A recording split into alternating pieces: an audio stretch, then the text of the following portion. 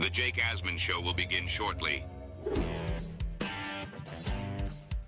Thanks to all these great Patreon members who help support the show. Get your super chats ready. Jake will be here in just a moment. If you love the New York Jets, this is the place to be.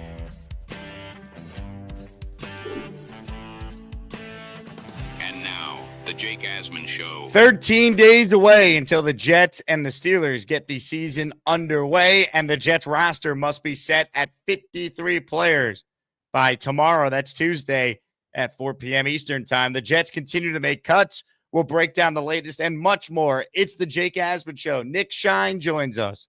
Let's hit it and get it started. Man, AG's first training camp with the New York Jets is underway. We bleed Jets green each and every day. Will the playoff drought finally end? Kings of the offseason, baby. This is what we do. At least we have Garrett Wilson. We have Brees Hall. Please subscribe and hit the like button below. Super chat, baby. Cut the line. We have Sauce Gardner. We have Quinnen Williams. Prepare to be underdogs. Now it's time to talk all things New York Jets. It's the Jake Asman Show. Here we go, here on a Monday. Welcome in, everybody. Just an FYI.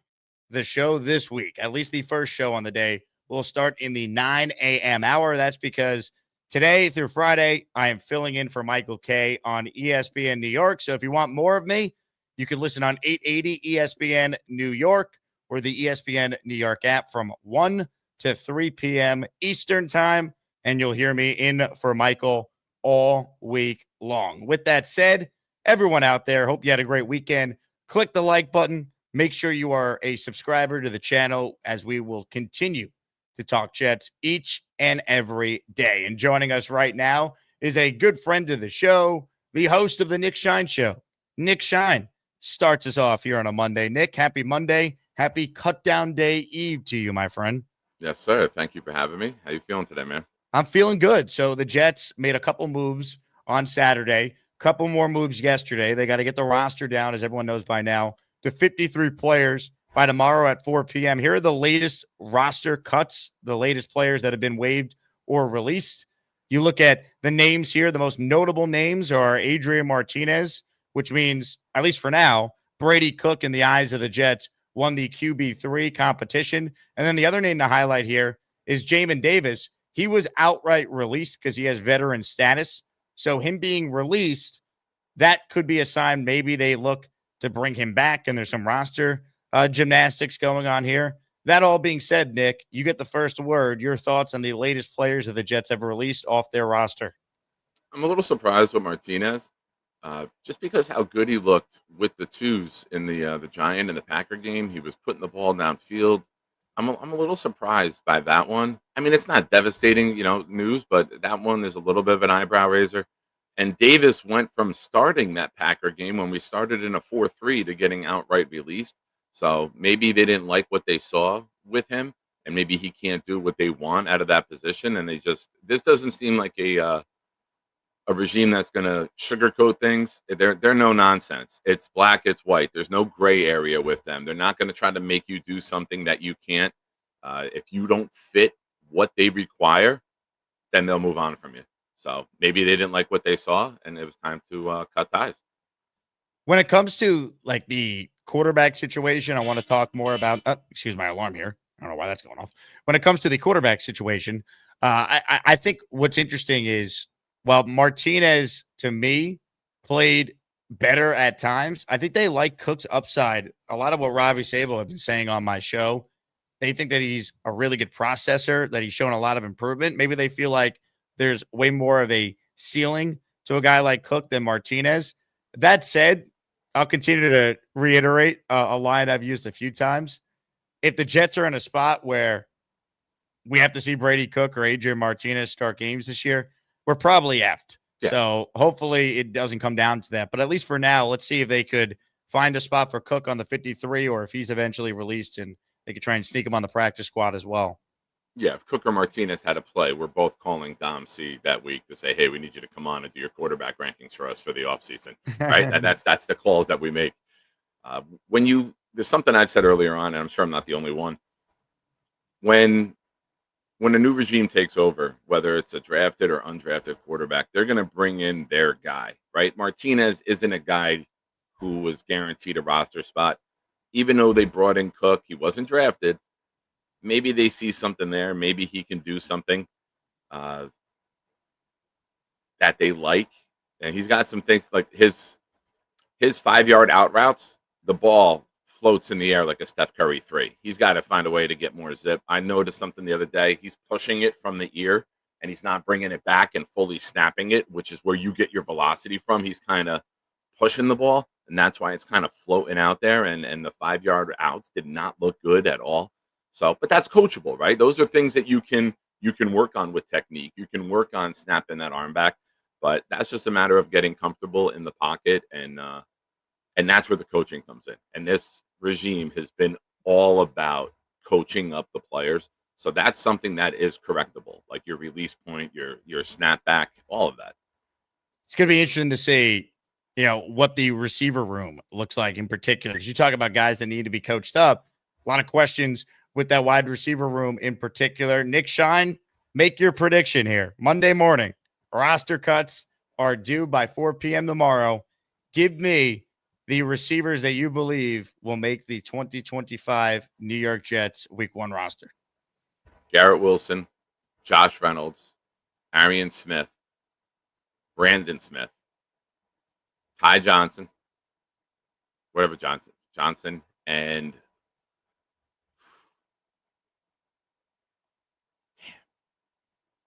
give me Skinner. Skinner over Pritchard. Yeah. I think we need bigger bodies. I think Lazard is going to be short-term IR to start. That's why I don't have Lazard listed. I can't see Gibson and Corley making it. Same thing that goes about Martinez, right? They want to bring in their guys. Those guys did nothing in the previous regime that guarantees them a roster spot. So I think it's just time to move on. When you get down to the red zone, who's your big guy? Who's your big target? Everyone's got to have it, no matter what type of scheme you run. So give me I love the Smiths. I really believe the Smiths. Both of them can do something nobody else can do on this team. Arian with the speed, Brandon with the size. Do any of us want Alan Lazard running that 7-yard slant on a 3rd and 6 where he's going to get alligator arms? It's going to tip off his hands. Safety's going to get an interception because he's built like Tarzan, plays like Jane, right? He's not a tough guy when it comes to going over the middle, pulling those catches in. I like both the Smiths, and I can really see them developing in this scheme because the scheme has specific things that they want players to do, right? I don't think any of us had Arian Smith's first 2 catches, even though, albeit in the preseason, going over the middle and catching it in between the hashes, right? So they're going to surprise people with some things, and I think that they have this thing called a plan. Now, for Jets fans, we might not be familiar with that term, but a lot of coaches build their scheme with plans down the road and how to utilize people properly. So I like what those guys can do. And I would love to see sets with Wilson and both Smiths out there together. I just think they complement one another. I'm a big fan of wide receiver cores that nobody can do what the guy next to them can do, right? Like you got to bring different skill sets to the table. You don't build a whole team of guys that do the same thing. You need guys who can do different things in order to exploit the defense time and time again. And I think those 3 guys together all bring unique sets together that can really put pressure on the defense and help Fields. I just feel like Pritchard gives you something as a punt returner. He gives you something in that department. He made a lot of plays. We saw the crazy jukes he was making in the Eagles preseason game on Friday. I think I got to find a spot for him. Honestly, I'd put Lazard on short-term IR, open up a spot that way. Gibson could be a short-term IR candidate as well if they're on the fence on what to do with him. You only get 2. You only get 2 of those. And don't forget, we still have Coward. Yeah, Coward could be another guy too, depending on what his status is. So it's going to be interesting because you can't keep everyone, but there's a couple guys that you definitely think they'd be able to stash on the practice squad. If you're watching live right now, happy Monday, cut down day eve. Click the like button. Make sure you subscribe to the channel. We are presented today by FanDuel Sportsbook. Jets Steelers 13 days away, Nick. Jets 3-point home underdogs going into this one as things currently stand over at FanDuel Sportsbook. Couple programming notes. We mentioned why we're going to be live in the 9 a.m. hour all throughout the week as I'm doing radio on ESPN New York, Monday to Friday this week from 1 to 3. But I also want to share that at the end of my second show today, we will have winners of the latest Asmaniac raffle announced. So this is the last show that you have a chance to enter to win a signed Joe Namath jersey, a signed Kevin Mawai Hall of Fame signature jersey, and a signed photo by the New York Sack Exchange legends Joe Klecko and Marty Lyon. So those are the three prizes I'll raffle away this afternoon. I'm going to boost memberships +2. So if you gift 1, you get 3 raffle tickets. If you gift 5, you get 7, so on and so forth. But the big prize, the Namath signed jersey, we raffle that away during my second stream this afternoon. And why don't we give people a reason to enter? Because at the end of this show, let's do something cool. I have in my hands right here, and you see it on the screen, a signed jersey by Jets great Wayne Corbett. So if you want a chance to win that, gift the membership, which is boosted, and you got a chance to win the Corbett jersey and our 3 prizes this afternoon. What a way to kick off a new week on the program. Nick, when it comes to some of the other roster decisions, I think the defensive line room is where a lot of people's attention is going to be focused. How many D linemen between the ends and the tackles do you think Aaron Glenn and company end up keeping? We know the 2 guys they just acquired on Friday or Wednesday, I guess it was, in trades are going to be here. Beyond that, a lot of debate with some of the guys at the end of that roster, end of that position group, who's going to make this team. Well, that comes down to if Coward's short-term IR, right? He hasn't practiced in a few weeks. But you're looking at Jermaine, Will, Clemens, as much as we don't like it. Clemens is going to make the roster. Then you got at DT, you got Quinnen. Man. You got Briggs.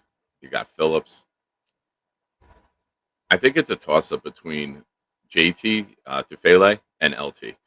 And I think it's going to come down. Now that you have the run stuffers, right? It's almost now the Jets are the opposite of where we were last year, right? They need another pass rushing D tackle.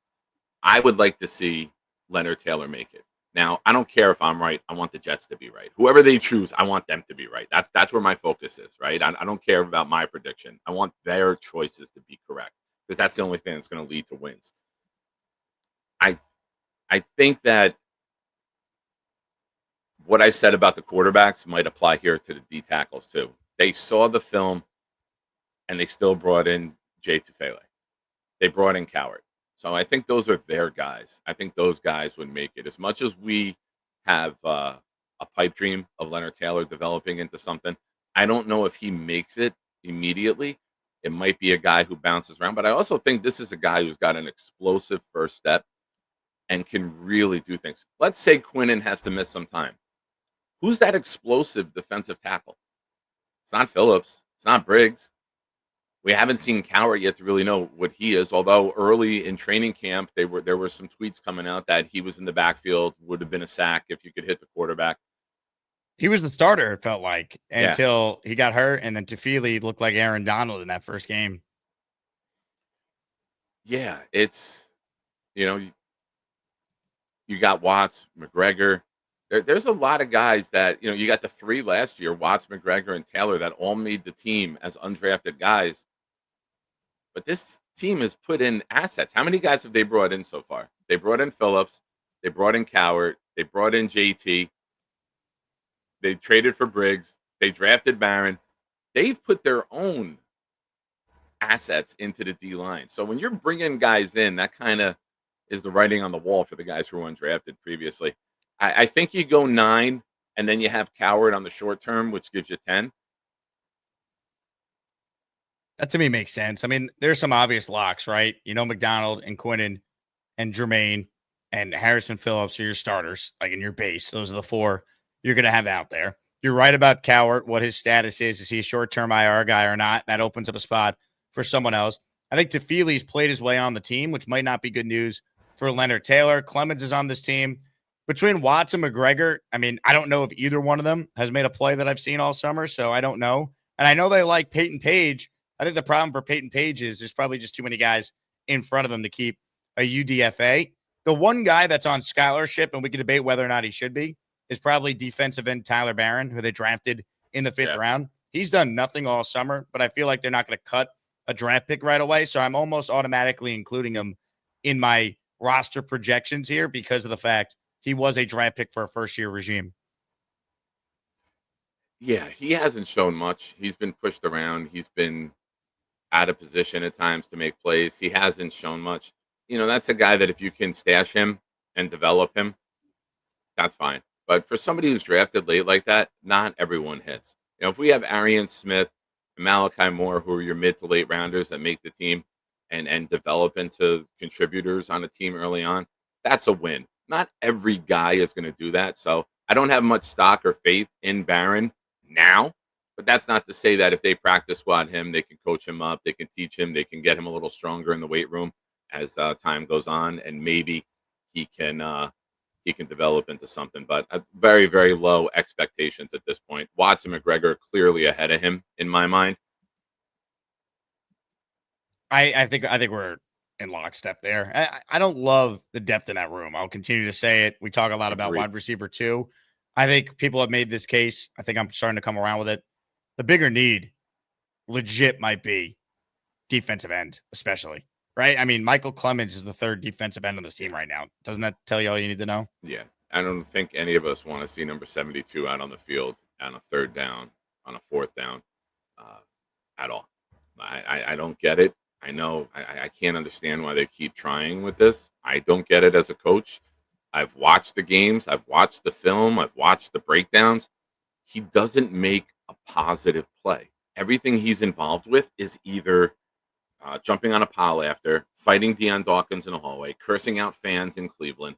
When was the last time he made a stop on a 3rd and 2, a tackle for a loss, a sack without a penalty coming along with it? I don't know. I just can't. I can't do it. And I think his rookie year, Green Bay, he had the pump block. That was probably it. But then he's neutralized it too with jumping off sides on 4th downs and giving the other team a first down. So great point. Oh, the frustration of Michael Clemens still being here. Clemens, when Aaron Glenn was hired, if you gave Jet fans odds that both Clemens and Lazard would be on this team week 1, 2025, what would those odds have been at FanDuel? Oh man, I don't think many would have bet that. I don't think anyone would have. Yeah. If Gibson's the only one who's made a huge play, and Gibson might be the one that doesn't make the team, and those two somehow are still here.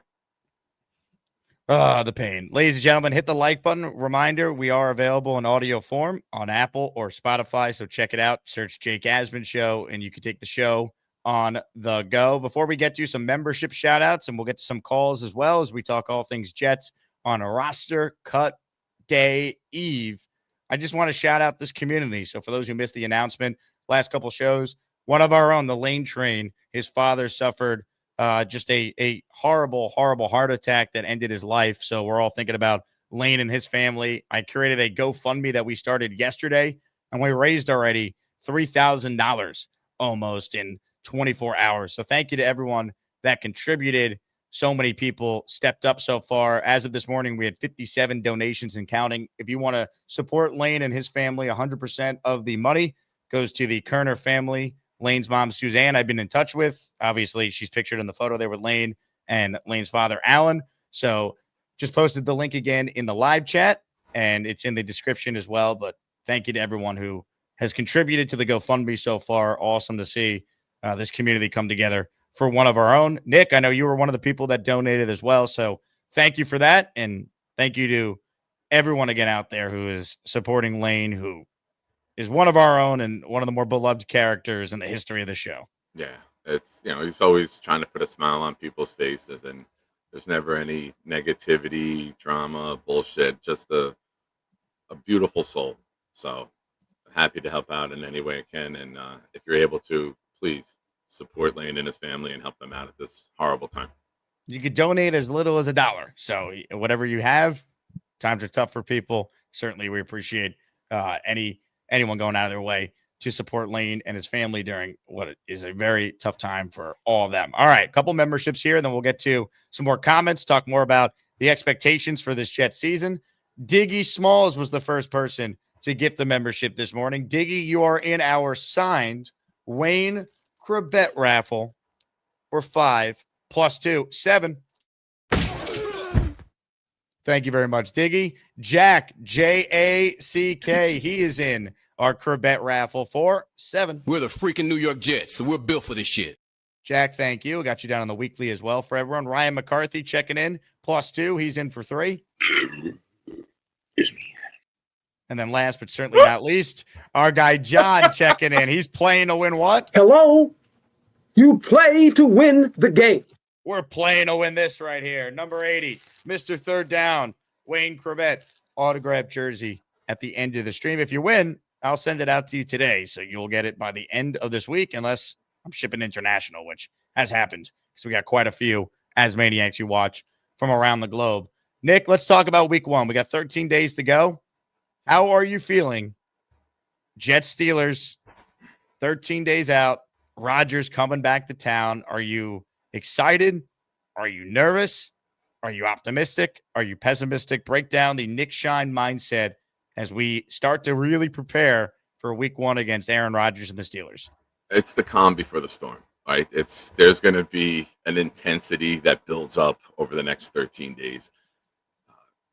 I'm a big believer in Aaron Glenn and Darren Muji, and I've been saying all off season, if you want to change the narrative, you got to change the narrative, right?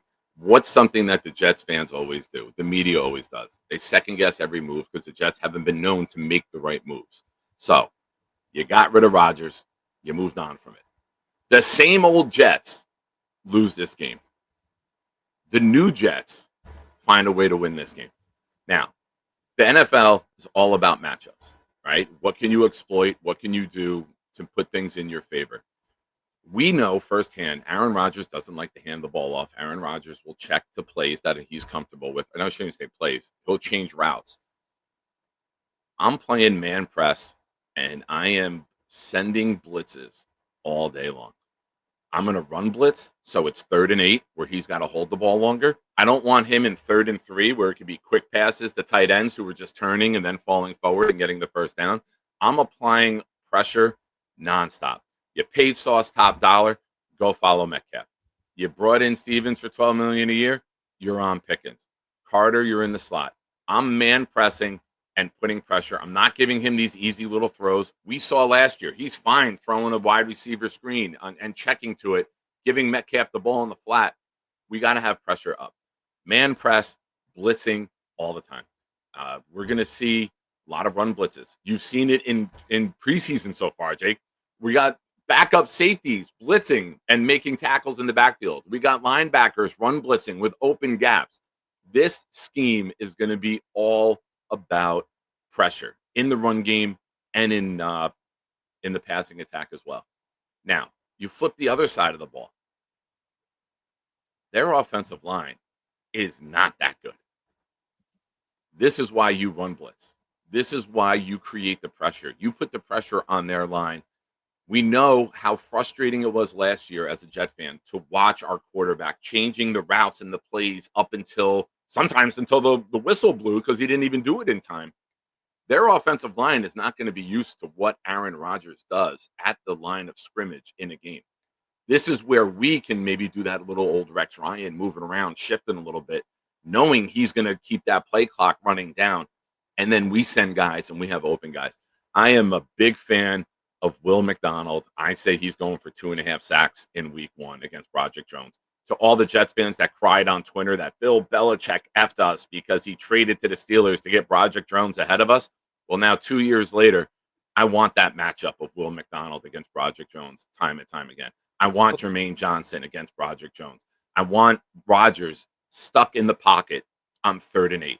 I want him to have to hold the ball to throw these longer routes to allow our guys to get home. That's what's going to decide the game. Are we going to get beat by what we saw last year, or are we going to make the adjustments to check all of that? If the Steelers start blocking us, all right, they made some nice adjustments. I don't think they can block us, Jake. And I think that our pass rush and our ability to cover the pass is going to be the difference maker in this game.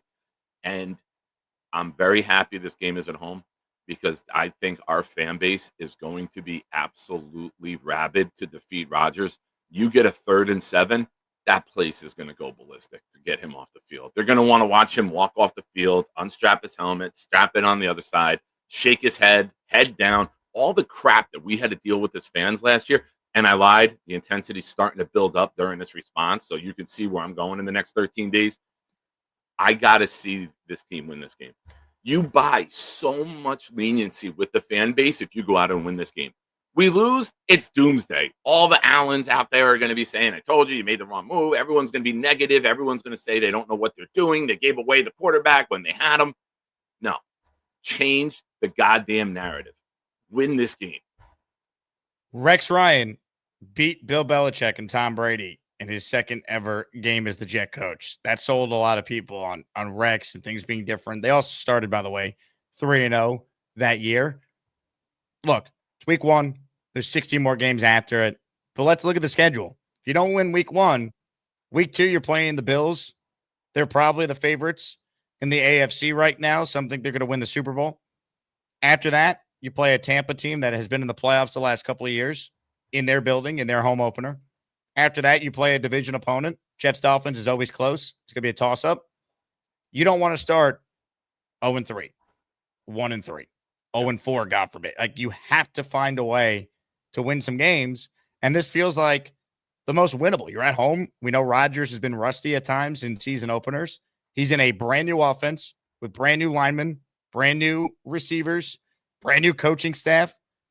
This feels like the game that if you're the Jets, you have a lot of advantages. The Steelers don't know what your defense looks like. They don't know what your offense looks like. There's no film of what an Engstrand Fields offense looks like. There's no film on what an Aaron Glenn and Steve Wilkes combined defensive scheme is. These are advantages that you have, and you're at home, and you're right. I think the crowd is going to be pumped, and they want this one real bad, and they should. So it feels like this is such a big game. They're all big, but it's week 1, new regime. It's Rodgers. This is one of the bigger games the Jets have had in a season opener in a very long time. Yeah, and our buddy Greenbean deserves a win. I think it's been a decade since he saw a Jets win at home. It's been. I don't think he's seen an offensive touchdown in a decade, by the way. I think he's seen one. I think he saw one in the last decade that he's come up to game. So shout out to Greenbean. He deserves a win, as we all do. But man, it's been tough being a Jet fan, as we all know. And if you want to change the narrative, this is your first opportunity to do it. We didn't see Fields run the ball at all in the preseason. I think the RPO is going to be heavily used. And I think very quickly the tweets are going to be coming out that this is going to be Braylon Allen's offense. I really believe with the type of runner that he is and the identity that they want to create, you are going to see the run game be the Braylon Allen show. I am a really, really big fan of how he runs the ball hard. There's no hesitation. And I think that the coaching staff is going to really take to that. So I think that Brees will have more touches because they'll utilize him in the passing game. But that 3rd and 3, that 3rd and 2, man, I'm putting Fields under center. I'm putting Beck back there, and I'm running straight ahead with Allen, saying, if you can't get this, you don't deserve to be on the field. I'm putting all the faith in this offensive line in the run game. Ladies and gentlemen, we are giving away a signed Wayne Crevette jersey at the end of the stream, and Blitz BK is the latest listener tuned in to enter the raffle. Boosted, normally 1 raffle entry. Today it is 3 as we have our weekly raffle this afternoon. Blitz, thank you. By the way, Blitz BK, long time viewers of the show know Blitz makes a lot of awesome rap tracks that he always sends in for us to play. Blitz told me that he's announcing his album. He's dropping the full album on Monday, September 1st. The album is called Turbulence and Triumph. It's available on Spotify and Apple Music, all their streaming platforms. There's a music video coming out tomorrow with another Asmaniac, Jets Johnny. So shout out to you, Blitz. Good luck with the album, and we'll play some of the songs that are appropriate for YouTube on this very show. So well, if I can make an announcement, a couple Saturdays ago, I drove out at like 8 o'clock in the morning to Brooklyn to Blitz's studio, and there may be a little Nick Shine compilation with Blitz. Wow. Well, yeah, there you go. I love that. Good luck. Breaking news here for the Jake Asman show. Breaking news, folks. You heard it there first. Breaking sports news on the Jake Asman Show. Nick Shine, a rap music star, apparently. Mike Dems, he's in the raffle for 3. He gifted a membership, as did Black Gypsy. Black Gypsy, thank you very much. Justin Fields, Nick, after a full training camp, and now we're getting ready for the real thing. Are you more confident or less confident in the Jet starting quarterback? I'm extremely confident in his legs. I'm extremely confident in his ability to run the ball and make plays with the ball in his hands.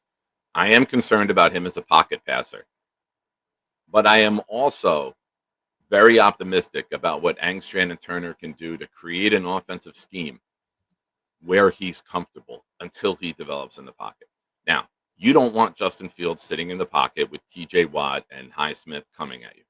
I expect to get a very big emphasis on the run game early, opening up third down, bootlegs, RPOs, getting him out into the flat, and make him comfortable where it's, okay, I got one guy, he's coming up, bloop, dump it over, or he dropped, I'm going to run and take yardage. I expect him to have a lot of running attempts in this first week because the scheme will be new, because the Steelers' defense is so elite. You go to what you're comfortable with. And if you're not comfortable in the pocket, don't be trying to make him a pocket passer week 1. There's time to develop that. Stick with his strengths and then sprinkle in what you need him to do as the season goes on. So I expect a heavy dose. We will lead the league in rushing attempts after week 1. There's no doubt in my mind. Where we are going to run the ball non-stop. You saw the emphasis on that in the preseason. You saw that they drafted Membu. We thought we needed weapons, but they said, no, we're going to finish this offensive line. They can't do what they want to do without a complete line. So the line is complete. Now it's their opportunity to go out there and shine, pun intended. Well done, sir. Thank you. Well done. Nick Shine, dropping the shine pun. Rick, dropping a membership. Hey, now he's in the raffle for 1 + 2, so 3. I think the biggest question beyond just Fields is, can Angstrand design an offense that's built around Fields and could actually maximize what he does do well, which we all know is make plays with his legs. You know, the Jets have basically told everyone they don't think there's ever been an offense that's been designed around what Fields can do and what he does well. And it can accentuate those positives and minimize some of the concerns you have for him as a drop back pocket quarterback. My big thing is, as much as they want to run the ball, and we know that's their plan, there's going to be moments, there's going to be games where you just need your quarterback to throw and make plays. Can he do it? And that's the big question. I mean, they can mask it against inferior teams or teams on their level. You start playing the elite quarterbacks where they're going to score points, even if you have an awesome defense. That's just how life is in today's NFL. Can Fields make enough plays in the passing game? We know they have Garrett Wilson. And then after that, we already talked about the wide receiver situation. A lot of questions there. And that's my big concern with Fields. Yeah. Something I want to see early in the game. Say you get a Braylon Allen run up the middle. You get 7 yards on first down, 2nd and 3. Bring in Arian Smith, put him on the same side as Wilson. Just send him deep, do a play action. I don't care if you overthrow him by 10 yards. We did not have the safeties scared last year that we were going to go over the top. I think Jacksonville with Devontae, we went twice. That's the only game I really remember us throwing at the end. They were the 32nd ranked pass defense. I got to have the safeties believing we're going to go over the top. Waste that play early. Plant the seed. Okay, they are going to throw it to this kid. Now, if we hit it, tremendous, right? But we got to have those safeties thinking they are willing to go over the top. We can't just play downhill. Last year was so predictable because when Rodgers would come out and he wouldn't make all those signs, everyone knew it was going to be a handoff. There was no deception. There was no misdirection. The only time I remember us successfully doing it was the Indianapolis game. They come out, play action, a haul to the left. He rolls to the right, hits Kenny Yeboah. Kenny Yeboah walks in for like a 22-yard or 18-yard touchdown, whatever it was. Never saw it again. So I think what we're going to see is a lot more of what NFL offenses do. Call the plays the coordinator runs. Let's open it up. I don't care if you throw that ball 10 yards over the head, like I said. Now, when Arian Smith is lined up on that same side, you're going to see the dagger concept. The slot guy go deep, take the safety out. Garrett Wilson, 12-yard in. Garrett Wilson can break ankles, even on the top cornerbacks in the league. give him the opportunity to take that safety away, eliminate that double coverage, stack 2 receivers on one side of the field, and time again, do a move where Garrett Wilson can get open. The offensive line should be able to hold up. I expect to see Beck have a big role, maybe starting off as fullback, motioning out to Membu's side to help with TJ Watt. So, I mean, I'm getting real excited talking about this game already and schematically what I would do to attack the Steelers. And I think we're going to see a lot of it because a lot of it is like common sense when how you approach and attack another team. You don't want the Steelers defense, who's notoriously great because they never change their scheme. They keep drafting players that fit what they need to do. You got to find a way to slow them down. You got to find a way to neutralize them. And you got to find a way to put the pressure on them for a team that historically brings the pressure. It's going to be all about the defensive line for the Jets making an impact against Aaron Rodgers. We saw last year how many times the Jets O-line just had total breakdowns in blocking assignments, and there were free rushers galore. And I think some of that is because Rodgers is very particular with what he likes, and it takes time. That's why he's gotten off the slow starts in his career, and then he's Aaron Rodgers, he's MVP, and you don't even think about it. But we don't have to worry about that. It's week 1. This is the time to get him. So I'm with you. McDonald, Tremaine, big Quinning game, Harrison Phillips. These are the guys that need to come through. And I want to see the Jets blitz a lot. Someone asked me yesterday, or this might have been 2 days ago, I forget, who's going to have the first sack of the year for the Jets. And I threw an outside the box answer. I said Quincy Williams on a blitz because I want to see some linebackers with the speed the Jets have with Sherwood and Quincy. I want to see them send the house. When was the last time we saw a safety blitz or corner blitz? We saw it in the preseason, which I'm encouraged about. I think this team's going to be so much more aggressive. I think that's the mentality they need to play with in week 1. That's their vanilla defense. You play your vanilla defense in the preseason. His vanilla defense is corners blitzing, it's still aggressive, blitzing, run blitzes. Yes, that's the vanilla part of this. So for those of you who wanted to see the Jets bring pressure time and time again, I fully believe you have the secondary to do it. And back to the Rex Ryan years, when you had Revis and Cromartie, he said, I could put these guys on an island and I can send extra guys because I know we're not going to get beat. I'm not saying Stevens is on Cromartie's level, but with Carter to add to that mix, I believe that we have an elite cornerback room. You use that to your advantage. Well said. And I think Michael Carter might be the most underrated player on this team. Like him being back, that's no small thing. Him being healthy, he's looked good when we've seen him play. He was probably the best defensive player they had in that Giants game for what it's worth. He was everywhere. You know what? I'll take Michael Carter with the first sack. Oh, I like that. I'll take Michael Carter. Slot blitz. Yeah. You line up Quincy on that side. Carter's in the slot tight. Boom, coming right off the edge. Drill Rodgers in the back. I'll take it. Pressure, man. Got to get pressure. Ladies and gentlemen, Rick has gifted a channel membership. Not Rick Kent, the other Rick that we love and respect around here. Bang! He is in for 3. We're boosting memberships here. This is our last show before this afternoon's raffle, where I'm going to give away a signed Broadway Joe jersey, signed Kevin Mawai jersey, and a signed photo of the New York Sack Exchange. Shout out to Pork of the Morning. He also has gifted 1 membership plus 3. So it's 3 raffle tickets for the price of 1 this morning. Let's mix in some of your calls. Gusbuster Umbrella Hotline is open. Before we do that, I want to talk about Beats Custom Apparel. I was rocking my Beats Custom kicks at the Badlands live show that I was the MC for on Saturday. I got not 1, but 2 pairs that I'm always rocking. These Jets/Asmaniacs, Jordan 1s. And then also, these are what I wore on Saturday at the event. The white Nike swoosh, Jordan logo in the back, Jordan 1s that say Jake Asman Show on them. So if you guys are interested in getting some custom kicks ahead of the Jets season, support one of our own. Kyle from Beats Custom Apparel. This is his company, family business. I have a link for you guys in the description where you can access the website. Also use code JETS1, that's the number 1, for 10% off any item at beatscustoms.com. So order your Jets custom kicks, or be like Purple Belt Mike, for example, who's getting Dark Knight themed, Batman themed kicks. Whatever you guys are interested in, I promise you Kyle and his team are able to make it happen for you. So check it out.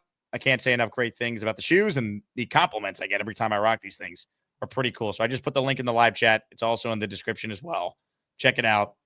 beatscustoms.com. Again, all the info is in the description to take you right to the website. All right, we're going to get to your calls here coming up. Few gifted memberships to shout out. Jason Picker in for 3. TB in for 3. Hit the Jet chant. On that note, let's get to your calls. First up today is the great Kyle Clifton.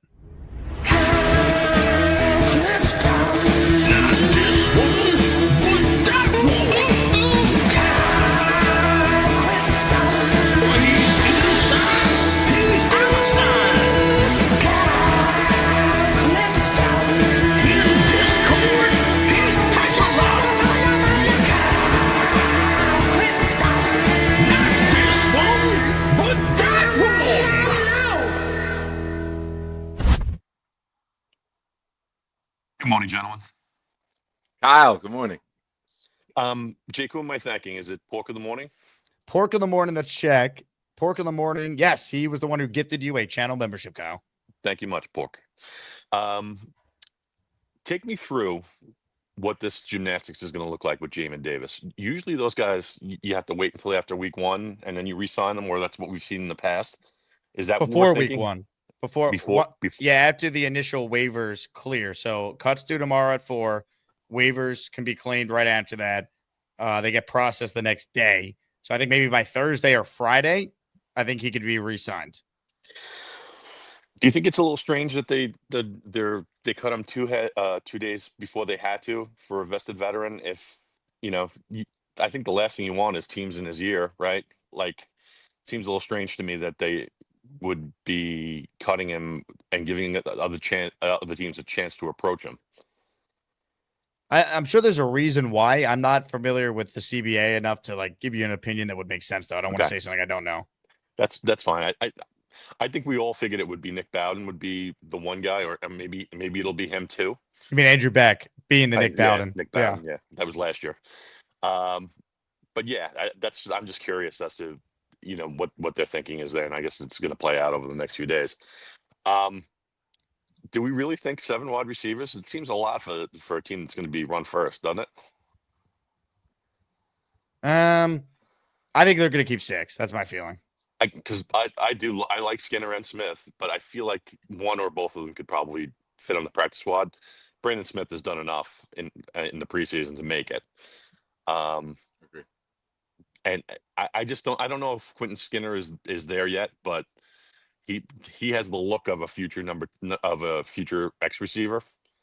Hopefully he can continue to develop, and I'd love to keep him around. I think Skinner and Smith are both ahead of Lazard, in my opinion. I think you short-term IR Lazard, and then you see how these guys do. And if you like what you see, then you either move on from Lazard, you trade him, or you cut him and just release him. I think there's a chance that if he's IR'd, that he could be cut after the Pittsburgh game. Yeah. I said on my show, let him take the bus with Rodgers out of the stadium. I don't care. Just don't give him to the Steelers beforehand. Short-term IR him. After the game, hey, man, you can go with them. We're good. That's it. You served your purpose. Take care. And my last word is about Kuntz, right? Like, gold medalist in the underwear Olympics, tantalized us for what was it, 2 years now? Scholarship's over. I don't even think he merits a practice squad spot. We're talking about a guy who really is not that good at football. Yeah. As good of an athlete as he is. So, I mean, down the stretch in that admittedly meaningless preseason game against the Eagles, that you're trying to simulate a real game, right? That the second drop didn't even bother me that much. The fact that he wouldn't lay out for the first pass that came his way bothered me a little bit. I don't know if his heart's in it or if he's not good enough. But au revoir. I've had enough. Yeah, I mean, he's a developmental tight end who's had 3 years to develop, and he looks exactly the same as what we saw him when he was first picked up. Right. If he had taken strides, then I'd say practice squad, absolutely. No problem there. I'm sorry. Are we talking about Ruckert or Kuntz? Both. I appreciate your time, guys. Kyle, great call. Yeah, I mean, to your point, Nick, I mean, if Jeremy Ruckert was not from Lindenhurst, Long Island, I think none of us would still be holding out hope for him to be something. I think he is what he is. He's in his 4th year. He really hasn't done much at all this summer that we've seen. I was at the green and white scrimmage. He had a nice block on a long Fields touchdown run. That was about it. There's been a couple drops that have led to interceptions this summer. He really hasn't made plays. All the other tight ends on this team have made plays, including Beck, who's a fullback / tight end hybrid. Yeah, I'm a big fan of Beck being fullback 1, tight end 2 in terms of blocking. I'd rather him eat up 2 roster spots than have Ruckert make the team. I think Ruckert is that guy that's just working because he's here and we want to have that dream and that fantasy that a homegrown fan, one of us, makes it. But this is a guy that I think once he gets cut, might not get picked up by anybody. I think the dream is over. I think someone will pick him up just because he was a 3rd-round pick, but I don't know if he's ever going to be like a guy that is having a long NFL career just didn't pan out. Like he might be someone that a couple of years is not in the league at all. He drops too many passes. His good blocks are too far and few in between. He was a very poorly rated blocker last year. I don't see him really catching on in the league at all at this point. It's year 4. If this is a guy that we're talking about, oh, he's going into year 2. We hope. He had that kick-ass block in the Monday night game on Breece Hall's long run where he leveled the guy and knocked him to his ass. And if Breece was in game shape, he takes that for a touchdown. But, he ran out of gas. Or if Garrett maybe blocked to the end of the play and didn't just assume Breece was going to be able to score. Yeah, and then Garrett tries to pull the safety's shoulder from behind. Like, what are you trying to pull him from behind for? Pause. Now, with Beck, that saves you a roster spot where you can add another weapon, right? And the reason I think we keep 6, and don't forget, we've kept 6 before because Irv Charles, who's labeled the receiver, was a special teamer. So if you keep that 6th guy, he's going to have another role.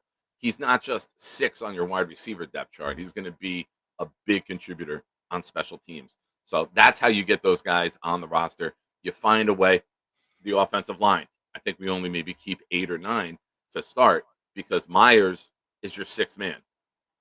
The guard gets hurt, Tittman's moving out, Myers is coming in. I think if a tackle gets hurt, AVT moves out, Simpson goes to guard, Myers comes to center. So you have that flexibility where you don't need 2 tackles. You don't need 2 guards. You don't need 10 offensive linemen dressed because you have this flexibility with your interior guys to move them around and put the best 6 out there at any given moment. Ladies and gentlemen, we are giving away a signed Wayne Chrebet jersey at the end of the show. I have it right here. It is our last daily raffle prize before we give away the 3 weekly prizes as we do every week, typically on Mondays during my 2nd stream today. 2 more people, or 3 more people, I should say, have re-entered our raffle. TB gifted a membership, so he joins for 1 + 2, so 3. How about it? Shout out to Black Gypsy gifting a membership for the 2nd time today, +2, so 3 more tickets for him. Jack, who gifted 5 earlier, is in for another 3 here with this membership. Thank you, Jack. Bang! Nate writes in, Bill Ruckert just dropped his projected 53, and he didn't have Jeremy on it. That's it. That's how big of a fan Bill Ruckert is. Even he knows. Jake, I do want to say something real quick. No.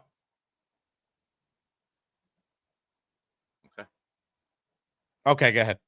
Thank you. I know I'm not eligible as the guest host for the Wayne Chrebet, but I am going to gift right now because I need to be in for that Namath and others later on in the. Now you know what? You could be in for the Wayne Chrebet. Didn't I win something on your show? You did win last night. We have to discuss what you're going to choose. I get to pick a jersey or something, right? Yeah. Should I run a poll and have the chat decide what jersey I should get? Yeah. Do something crazy. Do it. Now, is it a current Jet or any Jet? Personalized jerseys take a lot longer to get. There's a long wait. It takes 8 weeks to get it. So if you're patient, you can personalize it, or you can just go with one of the regular guys. But it's your call. Ladies and gentlemen, Nick Shine is in the raffle. He's a man of his word. He gifted 5 channel memberships. And Nick, I can't think of a more fitting video I could play for you than maybe this one. Yeah, that's exactly. I know how much you love Beast. That will be my reaction when you say Nick Shine wins the Joe Namath jersey. So that's fitting.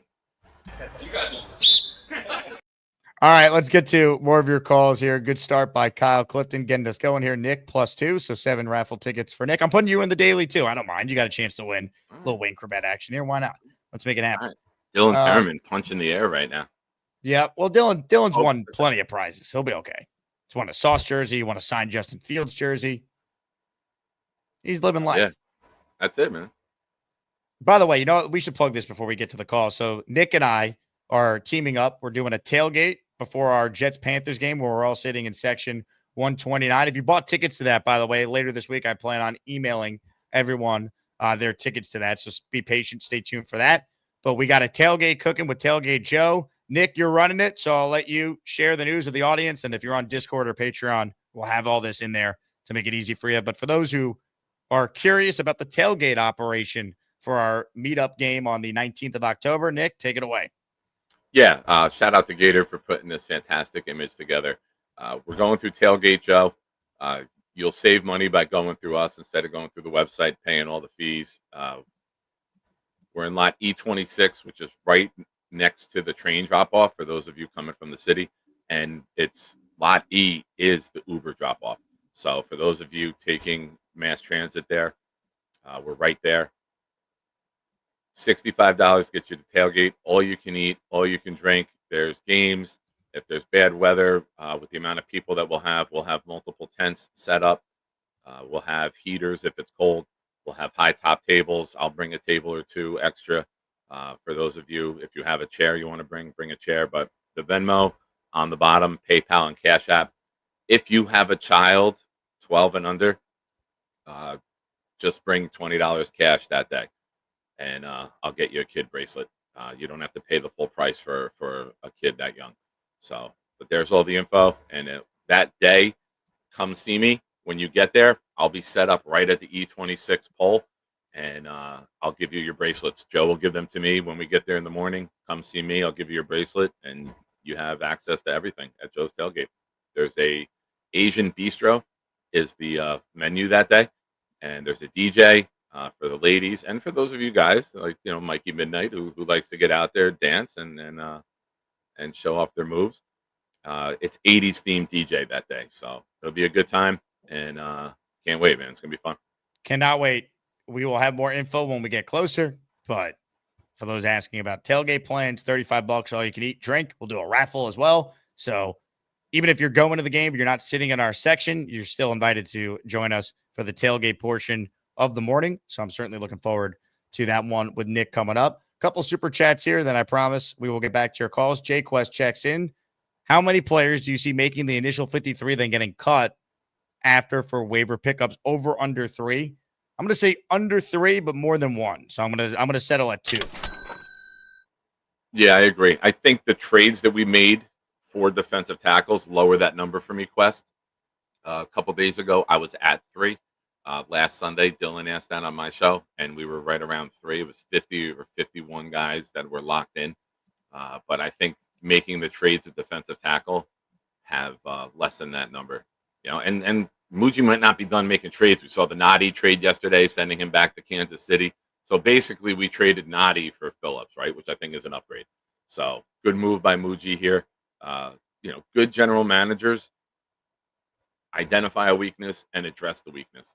And I think he's not done changing this roster, which is also why, Jake, I always go nuts when people say the final 53. No, it's the initial 53 because it's going to constantly change throughout the season. And we only really care about it now when there's like pickups mid-season. None of us even bat an eye. Yeah, there's an over panic about what the first 53 is going to look like. Like it's not a revolving door with injuries, poor performance, guys who get cut elsewhere. By the way, I meant to mention this earlier, but you teed me up perfectly. So Jeremy Fowler reported this yesterday. The Jets have made 3 trades since Wednesday and might not be done. They have quality offensive tackle depth at Gardner's interest. One name to watch is Carter Warren, a 4th-round pick from 2023, who has started 6 games. Let me say this. If Darren Muji is able to trade Carter Warren for something, we might have to start considering whether or not we build the statue for him. Because this would be crazy if they got something for Carter Warren. Clearly, my hunch, Fowler got this from Warren's agent, and he's putting it out there. Because anyone who's watched Carter Warren, You can't tell me Carter Warren would be considered quality offensive tackle depth. There's no way. Him and Max Mitchell are not, to me, viable NFL backups. I hope neither one of them is on this team. Agreed. But if you can create an asset off of someone you don't have roster plans for, that's a good general manager move. They did it yesterday with Noddy, Derek Noddy getting a 6th, and they used 2-6 to get Harrison Phillips. So, we don't think it's a lot, but they got a quality defensive tackle next to Quinn Williams for the price of 2-6. You got a 6 yesterday for getting rid of a player you were going to cut by tomorrow anyway. So if they could get something though for Carter Warren, that will show me a lot. Yeah. If now, say the Noddy trade, we move that up to a 6, right, from a 7. What if you do the same trade again and you take Warren and the 6th and you trade it for a 5th? Now you took Warren and Noddy, guys that weren't in your plans, and turned it into a 5th round pick. And who knows what that may come to be down the road. But this is what good general managers do. They have the vision and the foresight to act for now with guys that won't make the roster and give you assets down the road to help acquire other players. 5s, 6s, and 7s are who you trade for these veterans that fill roles that you don't have. This would be something. By the way, we're talking about waivers. The Jets are number 7 in the waiver order. Everyone's expecting them to potentially look at wide receiver, defensive end, certainly tight end. There was a good comment here I wanted to address from Chicken Jenkins. Nick Shine, are you a Ruckert fan? I think Beast needs to hand him a pink slip. I mean, Ruckert could be a guy that maybe survives the initial 53, and then as JD Surf City commented earlier, could be a guy that they end up cutting because they find a quote better blocking tight end that's available on waivers. Yeah. Or you just find a tight end who can catch. Anything is an upgrade over Ruckert. It's sad because he does have talent. I really am surprised that pick has not worked out the way many of us thought it would. Yeah, listen, it was a dream story, but the book is closed in my opinion. I can't see Ruckert making it with them bringing in Beck as their first signing. And in the preseason game against the Packers, they lined him up at tight end and threw him a pass downfield and caught it. That's better than Ruckert's done in any game ever. So it's a nice story, but time to go. Spencer Green in the house, $10 super chat +2. Jake, I want some of those shoes. I cannot find the green/black ones on the website. How do I get assistance? So Spencer, I know I already shared with you Kyle's direct email, but if you go on the website for Beats Customs, you'll see that there is a contact us portion of the site, and you can directly contact the powers that be with your very specific requests for your custom kicks. Call it out, gifting a membership to himself. He signed up to be a channel member, so he is in our raffle for free. Take me out for 1 second. I got to take care of something. Nick Shine, very busy, taking care of things. Turd Ferguson, he's busy, gifting 5 memberships. Turd, this is for you. I want to make sure we protect the prize that B-Man won. Look at this thing. And he's wearing the Brits jersey. You kidding me? Come on, B-Man, help him out a little bit. Best we can do with B-Man. Captain Puerto Rico, away. Turd, thank you very much. You are in the Asmaniac raffle for 7 because we're boosting memberships. There's 460 of you guys watching the show. Thank you, thank you, thank you. Please do me a favor if you haven't and click the like button. That's the thumbs up icon. That's always why you see creators going like this. YouTube continues to mess with the algorithm, so likes are important because it helps bring new viewers and returning viewers to this channel. So click the like button. And if you haven't, you'll see like right over there, right here, there's a red subscribe button. Click that as we will continue to talk Jets each and every day. Reminder, with week 1, 13 days away, that means you have till week 1 to sign up for the Gangrene Legends Cruise if you want to save $500. That's right. Join me, Fireman Ed, Marty Lyons, Leon Washington, Bilal Powell, Kevin Mawai, Jericho Contry, Sean Ellis, and more to come on the Gangrene Legends Cruise. We're leaving May 30th, 2026. We're headed to Bermuda. It is going to be a 5-day cruise. May 30th to June 4th. Join me, Ed, the players you see on the screen, the content creators you all watch, myself, Ryan, Greenby, Matt, Richie. We're going to have a blast. So if you're interested in the cruise, all the info is on the website, which is cruisewithlegends.com. You'll see all the different price points, type of rooms you can get, the drink packages available. So check it out. We are going to have an absolute blast. It's a Royal Caribbean cruise, the Royal Caribbean Independence of the Seas. So I'm pumped. A bunch of you have already signed up, which is very cool. Humbled by that and can't wait for the Gangrene Legends cruise next year. With that said, let's say hello right now to Nick Shine, who's back with us. Hello, Nick. Everything good? Hello. Yeah, Nikki left something in my car, and his mom had to come pick it up today. Ladies and gentlemen, a comment from M. Morris I want to express, I want to get into. Jets should be on the phone finalizing a deal for Russell Wilson or Jameis Winston. I agree with the Jameis Winston part because I don't think Russ is available. I think he's going to start the year. I think if you're the Jets and you've already determined, hey, we're not going with Adrian Martinez, we have Brady Cook, you should at least call about Jameis and see what it will take to get him. I don't think the Giants would trade him, but I'd be looking to try and upgrade back up if possible. The other name to watch from the Giants is Tommy DeVito if they cut him. I think he's better than Cook or Martinez. And if the Giants waive DeVito, I'd take a claim on a guy who's won games in the league before as my backup. But it sounds like Tyrod's going to be healthy, though, so I think it's a moot point. But Russ is a starting quarterback for the Giants and more, so they're not going to trade you him. Yeah, no. But Dart looks like he's got something there. And I've said that, man. I was big last year at the end of the year that if Daboll shook free, I wanted Daboll as a coach. His scheme, guys are constantly open. His scheme is good. If you go watch that playoff game with Daniel Jones when they beat Minnesota, they had a huge drive at the end of the game, and guys were just open. The scheme is so good. Now, he hasn't had the quarterback play, but if you get your guy at quarterback and you can mold him, who knows what can come of Dart and Daboll together. But I'm a huge fan of Daboll, and I just thought they decimated there. They haven't been able to hit with the offensive line. They let Barkley go. They brought in a tight end who retired on them. I forget his name. He's on Miami now. Walker. They brought in Walker or Waller. Waller at tight Darren end. Waller, yep. Yeah. They brought him in. They tried, and now it looks like, you got Neighbors who looks like he is a top dog wide receiver. So build around a young kid and then give him the opportunity. But I'm a huge fan of Daboll. I think his scheme is elite. So, ladies and gentlemen, what they do. A believer in Brian Daboll.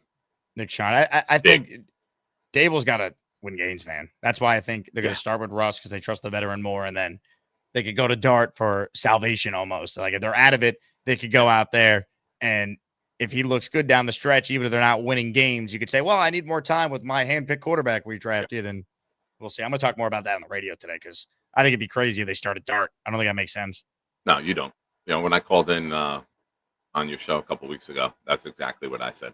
The New York fan, we've seen it as Jets fans with Darnold and Zach.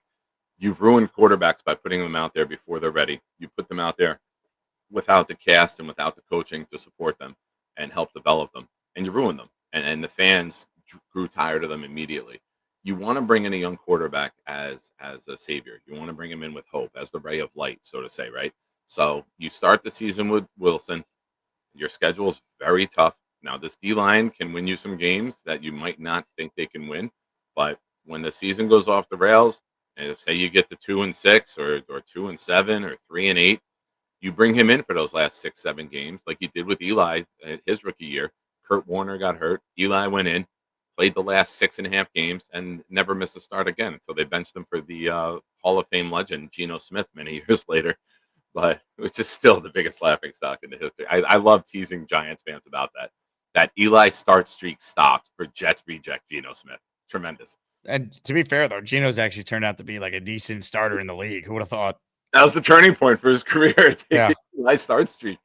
But yeah, it's you want to bring a rookie in to get the fan base rallying behind them. You don't want them turning on them. And New York fans will do that. And the media will as well. Can you tell this fan base is excited, by the way? We just hit the 500 mark on a random Monday morning live stream in late August. 13 days to go till the start of the year, and Jet fans are ready. That's why, please, for the love of God, win week one. Please win week one. There's nothing that would be more exciting than winning week one, man. Rasta Dread, he's trying to win a signed Wayne Corbett jersey at the end of the show by gifting a membership that's boosted. He's playing to win. He's in for 3. Hello? You play to win the game. I have it right here. Number 80. Mr. Third Down himself signed Wayne Corbett jersey. We raffle that away at the end of the show. Peter Castro with a super chat. Nick, thoughts on the Jets are on the money. Thank you. Oh, he's saying Nick's thoughts on the Jets are on the money. Yeah, that's why I said thank you. Oh, okay. That makes sense. Let me A statement, not a question. Yes. I thought he was saying like thoughts on, but he's saying, no, your thoughts are on the money. Yes. I got it. That's how I'm reading it. If I'm wrong, please correct. Also, Peter Castro and Nick Shine, an alliance forming. Oh, shit. Rich had a question in the chat. $600 was why Ike punched Gino. And I believe today is the anniversary of that. Today's the anniversary of that? No, That's that happened what I already. saw. Or yesterday. I don't know when the tweet was time-stamped. Further back. It was it? Yeah, because it came up with my time hop. Okay. I thought I saw someone mention that on Twitter. Nate, Jake, English. I'm dealing with some brain fog today, guys. I'll be transparent. I got back from Vegas. Then I immediately emceed an event for the Badlands people that featured an open bar. So today's the first day where I'm feeling it. And I happen to have a day where I'm going to be doing 6 hours of broadcasting, so I better figure it out quick. Ladies and gentlemen, Green Gang in the house. He just gifted 5 memberships. Remember, folks, if you don't win the Corbett jersey, this afternoon we're giving away our 3 weekly prizes, Namath jersey, Mawai jersey, Sack Exchange photo, all signed by those Jet legends. So Green Gang, thank you. You're in the Asmaniac raffle with a boosted 5 spot, which is now actually 7. You got a membership from Green Gang. Thank them. Genergy in the house checking in with a super chat. She's at work, so this is a drive-by super chat. I was catching up on Gator's channel and reliving the Shadow Realm days. I know we have the hole, but I missed the realm. We could throw Clemens in there. I'll tell you what, Genergy. I miss the Shadow Realm as well. Maybe I will talk with Gator about we update the Shadow Realm, because the problem with the realm right now, it features Aaron Rodgers a whole lot, because that was Prime. We got Rodgers. We're all excited. So, like, I'll play you a Shadow Realm clip from a couple of years ago. They all feature Aaron Rodgers. So we got to update the whole. Maybe we'll put Aaron Glenn in there saying, you get the F out to someone going into the Shadow Realm. Into the Shadow Realm you go. There is not a more delusional fan base in this town than the New York Jets. You guys are acting like they've won the freaking Super Bowl. I've got an idea. Boom. There's so many. Like this one. I'm glad to be in Asman's Shadow Realm. Into the Shadow Realm you go. Aaron Rodgers is a glutton for fame. I don't think he loves his teammates. I think he loves attention. GF what? First word is go and the last word is yourself. Boom. There's so many, man. What's another good one I can play real quick here? How about this one from... Can you imagine if Gator ever got raided by the FBI and the FBI had to look at his hard drive? No comment. Hey, what would come from that? He's the most interesting man alive. Here's one from my future co-hosts on Sundays starting September 7th from 8 to noon on ESPN New York. Into the Shadow Realm you go. Why would you cancel minicamp? That's the most competitive part of the offseason, and now they get an F. Boom. And one more for good measure. Into the Shadow Realm you go. Come on with the Jets nonsense. But I honestly think that Daniel Jones is going to have a better season than Aaron Rodgers. Boom. Good times. Gator, we might need to do a rebrand, but we will bring back the Shadow Realm because it has been a popular request. Gator also wrote in, by the way, my hard drive is bigger than yours, Nick. Oh, you're a size queen. It's more about quality, not quantity. All right. I've been promising calls, and I keep delaying it, but let's get to your calls. Jason's in Jerusalem. He's calling from the other side of the world, for crying out loud. He's next. What's up, Jason? Hey, guys. How you doing? What's up, buddy? Your comment about Carter Warren reminds me about how you were praising Joe Douglas after they got something for Blake Cashman. And see how well that turned out for the Jets, Jake. Yeah, Blake Cashman ended up being, or still is, like a damn good player. So that's true. But couldn't stay healthy here, though. Yeah, that was the thing. Carter Warren has played. He's just not very good. Blake Cashman, like, he just never played. He was literally made out of glass. I mean, the Mets said the same thing about Travis d'Arnaud, and look what happened once he left the Mets. I get it, but those are rare examples. Anyway, just looking at your thoughts, talking about trades. What value do you think they have if San Fran's interested in Nick Folk? Because it's hearing that the Niners are really questioning Moody and his health and his inconsistency this year. What would you give up on for Folk to give up Folk? I don't know if I would trade him. I need him, Like I want to win games. I think that could be the difference in this team going from, 6 or 7 to maybe 8 or 9 and feeling way better about our season. Yeah, we're expecting to be a Folk as team that more plays than low scoring games, run the ball, time of possession, play good defense. You're going to need a reliable kicker if you're playing games like that. Like 16-13 might be the outcome of week 1. I want to make sure we have the 16. We can't be throwing out a guy who could miss field goals. Folk has been almost automatic. He's missed 1 kick each of the last 2 seasons. Of course, now that I say that, he'll miss 1 in week 1 at some point because I just put the kibosh on it. It's my fault. Yeah, thank you, Nick. You're welcome. But I mean, I can't trade him before the season starts. I can't. It's going to be too valuable.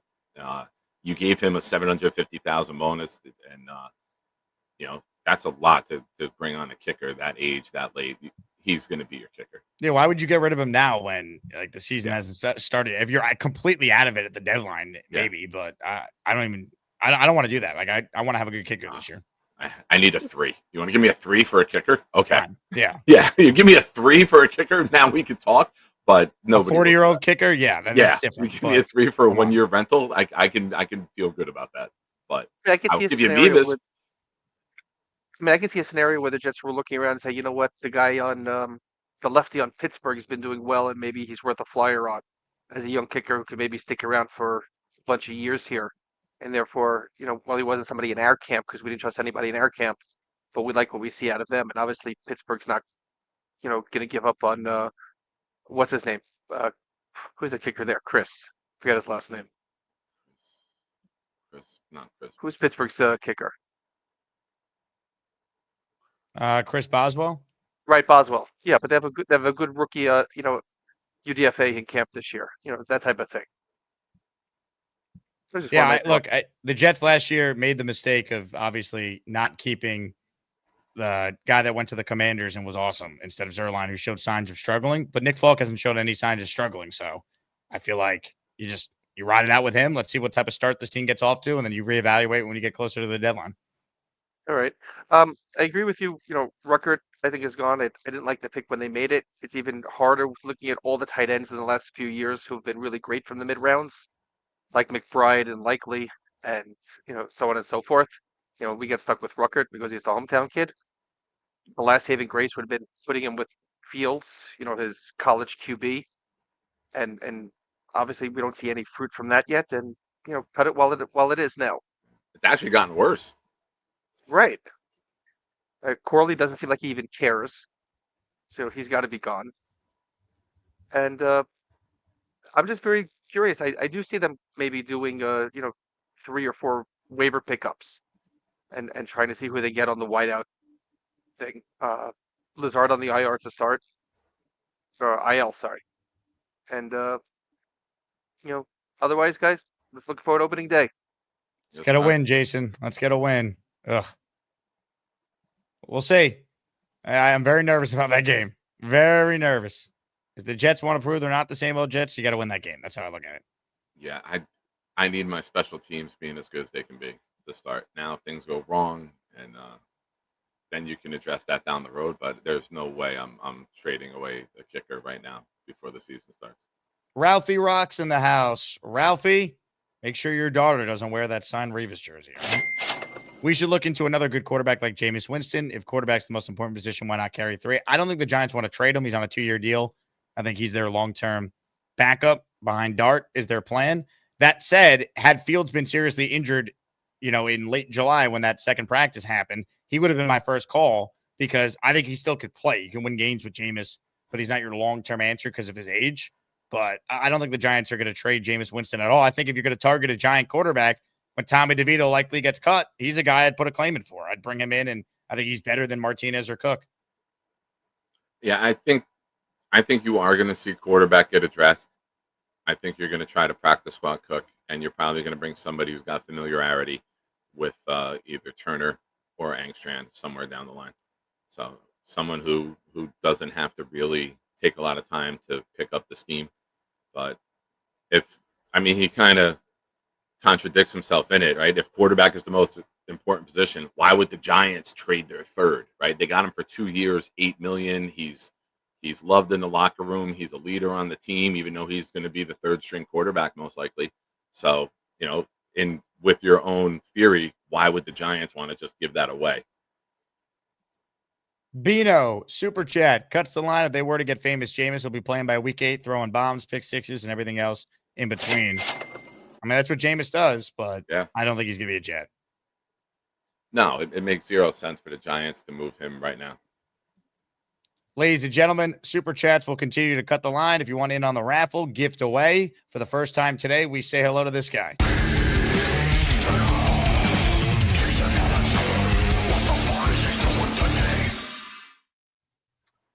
Good morning, Vietnam! What's up, America? Are we ready to turn up the heat? I know what we're gonna do first. We're gonna shut up and pay attention. We're not gonna listen to the media. We're gonna win games. We're gonna go out there. We're gonna beat some brains in, take some fists, knock them across the head a few times. Then, when it comes to game time, no more talking. No more sitting on your phone playing with your little Instagrams, your Facebooks, your Snapchats, all that. Forget the bullshit.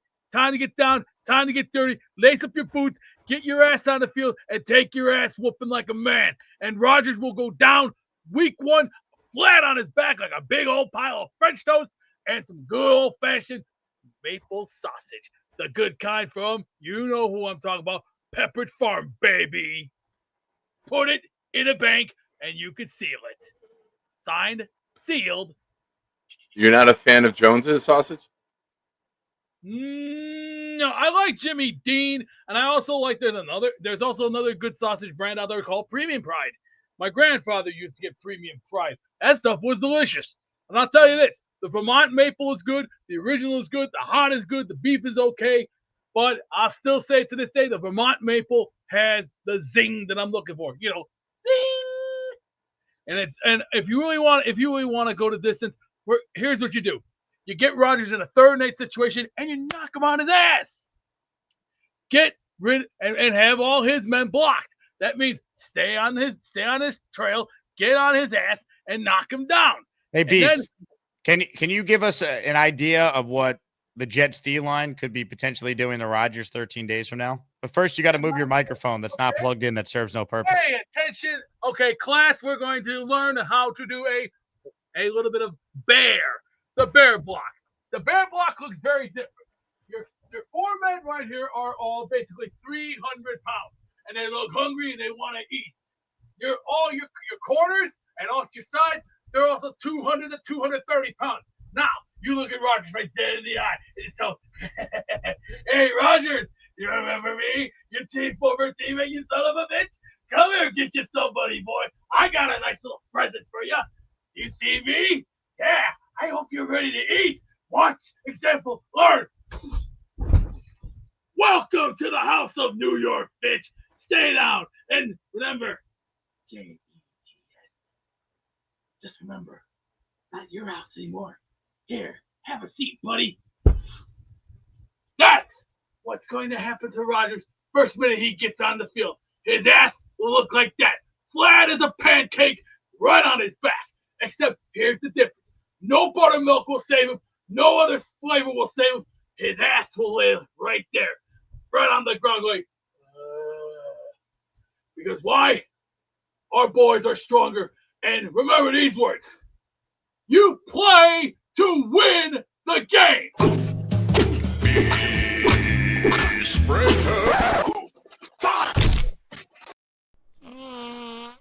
That was a great form tackle on that first one, though, I will say. What an amazing infomercial that just popped in the middle. I mean, he had the technique down. I came away really impressed with that one. The only thing that's missing is if you're having problems with mental health, call this number scrolling on the bottom of the screen. Also, Gator gets work. I mean, that was tremendous. Oh, shit. I thought he was great there. Breakfast sausage, the 300-pound lineman lining up to attacking the quarterback, to shit-talking Rodgers and get a penalty afterwards. He's Michael Clemens 2.0, besides making the sack.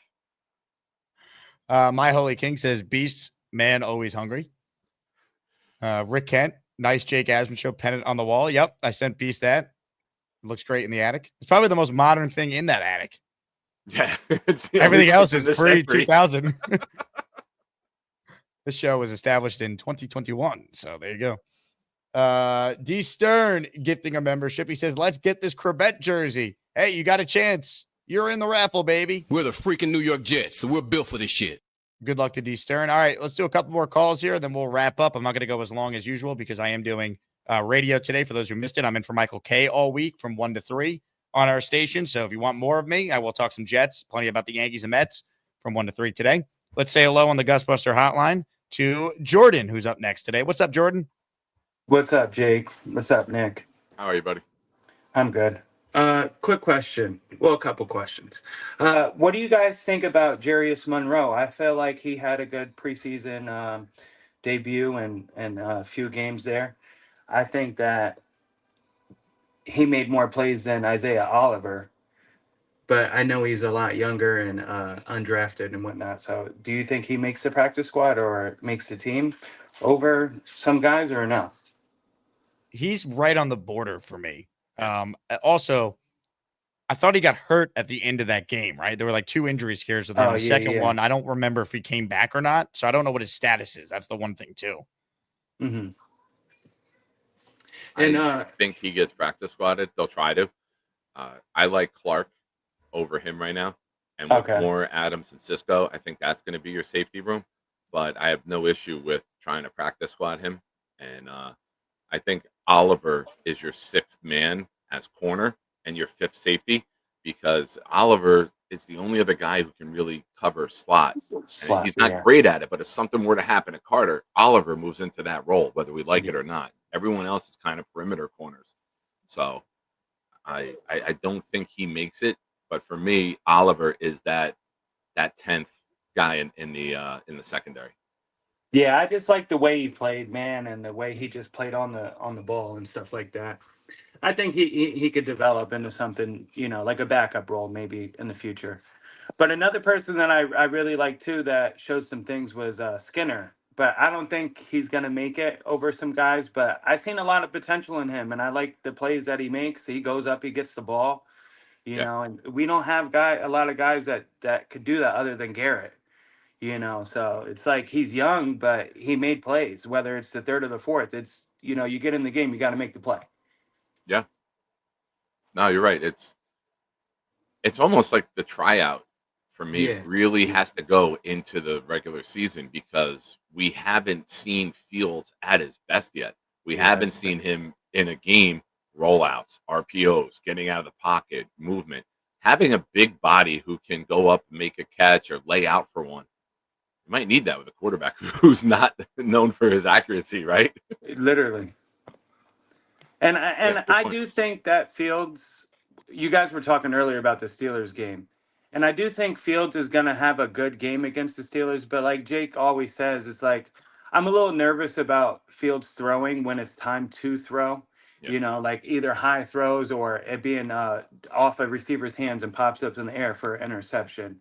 It's just a little too inconsistent, but I do think his running ability opens up a lot more things. But like you said, have Arian Smith run deep and have Garrett work the underneath and have Reynolds, as like a safe short route, But and your point about Braylon Allen and his running with the, just getting straight downhill and hitting the hole, and it's just, there's a lot of good things working for this team, but then there's also still like some question marks that we need to see answered.